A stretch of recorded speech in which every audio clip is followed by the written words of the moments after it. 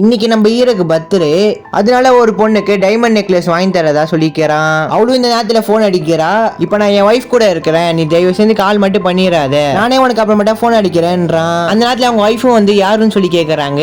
அவனும் மேனேஜர் தான் அடிச்சான்னு சொல்லி ஏதோ சமாளிச்சிடுறான். இப்ப ஹீரோட பர்த்டே செலிப்ரேஷன் பண்றதுக்காக அவன் ஃப்ரெண்ட்ஸ் எல்லாம் வந்திருக்காங்க. அப்ப அவன் போன்ல இருந்து ஒரு மெசேஜ் வருது. அதை ஹீரோயின் பாத்துடுறா. இது நம்ம ஹீரோயினுக்கு முன்னாடியே தெரியும் இது ஹீரோட மேனேஜர் தானு.